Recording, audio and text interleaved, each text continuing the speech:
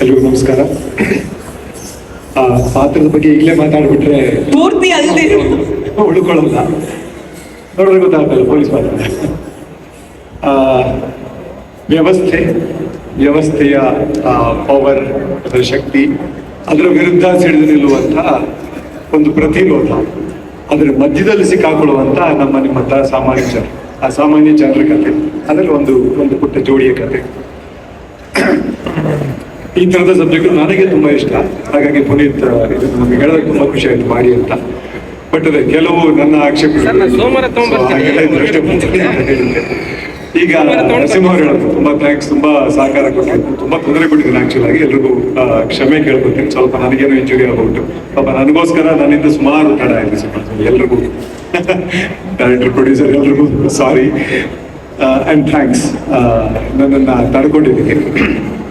Cinema trailer ತುಂಬ ಚೆನ್ನಾಗಿ ಕೊಡ್ತಿದ್ದೆ, ನನಗೆ ಇಷ್ಟ ಆಯಿತು. ಸಿನಿಮಾ ಖಂಡಿತ ಇದಕ್ಕಿಂತ ಇನ್ನೂ ಹೆಚ್ಚಿಗೆ ನಿಮಗೆಲ್ಲ ಇಷ್ಟ ಆಗುತ್ತೆ ಅಂತ ನನಗೆ ನಂಬಿಕೆ ಇದೆ. ಈ ಥರದ ಒಂದು ವಿಷಯ ಅದು ಈಗಿನ ದಿನಗಳಲ್ಲಿ ಕನ್ನಡ ಸಿನಿಮಾದಲ್ಲಿ ಬರೋದಿಲ್ಲ ಅಂತ ಒಂದು ದೊಡ್ಡ ಆಕ್ಷೇಪಣೆ ಇದೆ.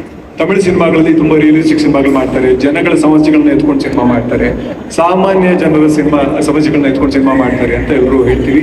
ತಮಿಳು ಸಿನಿಮಾಗಳನ್ನ ಎಲ್ಲರೂ ನೋಡ್ತೀವಿ, ಆದರೆ ಕನ್ನಡ ಸಿನಿಮಾ ಆ ಥರದ್ದೊಂದಾಗಿದೆ. ಸೊ ತಮಿಳು ಸಿನಿಮಾದ ಮಟ್ಟಕ್ಕೆ ಅಂದರೆ ತಮಿಳು ಸಿನಿಮಾಲಿ ಕಾಂಟೆಂಟ್ ನೀವು ಹೇಳ್ತಿರಲ್ಲ, ಆ ಥರ ಸಾಮಾನ್ಯ ಜನರ ವಿಷಯವನ್ನು ಎತ್ಕೊಂಡು ಮಾಡಿರುವಂಥ ಒಂದು ಸಿನಿಮಾ. ಈ ಥರದ ಸಿನಿಮಾನ ಮಾಡೋಕೆ ಧೈರ್ಯ ತೋರಿಸೋದಂತ ತರುಣ್ ಅವ್ರಿಗೆ ನಾನು ಥ್ಯಾಂಕ್ಸ್ ಹೇಳ್ಬೋದು. Puneeth, thanks to you.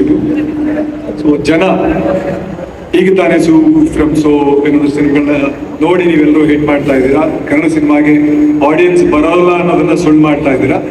ನಂಬಿಕೆ ಇಟ್ಟು ಬರಬೇಕು, ನೀವು ಓಪನ್ ಮೈಂಡೆಡ್ನೆಸ್ ಇಂದ ಬರಬೇಕು.